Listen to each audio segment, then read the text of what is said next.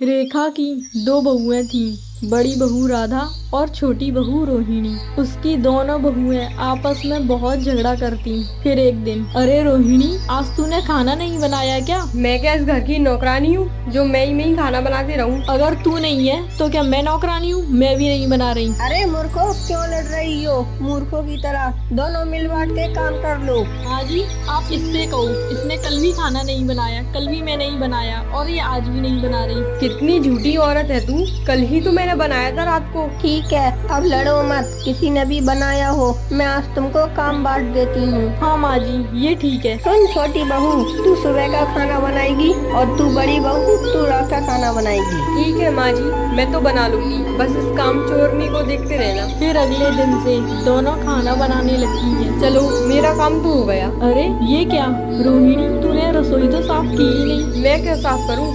मेरा काम तो खाना बनाना है, मैंने तो बना दिया। अब तू जान, तेरा काम जाने। फिर राधा पहले रसोई साफ करती है और खाना बनाती है। ऐसे ही बहुत दिन बीत जाते हैं। रोहिणी हमेशा खाना बनाने के बाद रसोई साफ नहीं करती। बेचारी राधा रोज रसोई साफ करती है और फिर खाना बनाती है।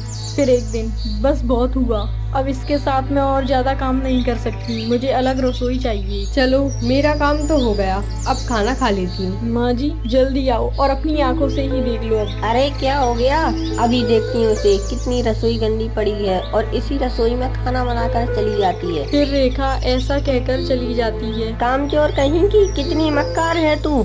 इतनी गंदी रसोई पड़ी है, ना तू साफ करती और उसमें ही सबके लिए खाना बना लेती है। अरे माँ जी, आप तो मुझसे कहती रहती हो, उससे भी तो कहा करो, वो भी तो साफ नहीं करती। झूठी कहेंगी, मुझे मत बता, मैं खुद अपनी आंखों से देख कर आई हूँ। माँ जी बस बहुत हुआ, अब तो मुझे अलग रसोई ही चाहिए, मैं उसके साथ अब और ज्यादा काम नहीं कर सकती। कह दिया ना, घर में दूसरी रसोई नहीं बनेगी तो नहीं बनेगी। फिर राधा रेखा की बात सुनकर अपने ही कमरे में एक छोटी सी रसोई बना लेती है। अरे दीदी, ये क्या नाटक नौटंकी कर रही हो? आपको देखकर ऐसा लग रहा है जैसे आप किराए से रहने आई हो। मुझे तो हंसी और आ रही है आपको देखकर, कहीं मैं पागल ही ना हो जाऊं हंस हंस कर। तेरी हिम्मत कैसे हुई मेरे कमरे में आने की? निकल यहाँ से जल्दी। और तू मेरी रसोई का मजाक उड़ा रही है, पहले खुद की तो देख कर आ, कितनी गंदी पड़ी रहती है। मेरी रसोई कैसी भी हो, आपकी रसोई से तो बड़ी ही है। तू निकल मेरे कमरे में से जल्दी। फिर राधा रोहिणी को अपने कमरे में से बाहर निकाल देती है। बहू, जल्दी से जाकर खाना बना कर ला। ठीक है माँ जी, अभी बनाती हूँ। छी, कितनी गंदी बदबू आ रही है इस रसोई में से, कितने दिनों से साफ नहीं हुई। दीदी थी तो वो साफ भी कर देती थी, अब कौन साफ करेगा? इसमें तो कोई खाना खाएगा तो बीमार ही पड़ जाएगा। कैसे खाना बनाऊं इतनी गंदी में? फिर रोहिणी को अपनी गलती पर पछतावा होता है और वो रसोई साफ करने लग जाती है। मुझे तो अब अपनी गलती का पछतावा हो रहा है। ये कितने दिनों से साफ नहीं हुई, इसमें चीकट जम रही है। अब कैसे साफ करूं मैं इसे? क्या हुआ बहू, तू ठीक तो है ना? अरे आप दोनों यहाँ पर। दीदी, मुझे माफ कर दो, अब मैं खाना बनाने के बाद जरूर रसोई को साफ किया करूंगी।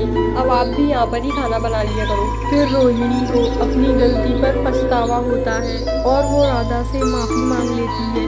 फिर दोनों मिलजुल कर काम करती हैं और खुशी खुशी रहने लगती हैं।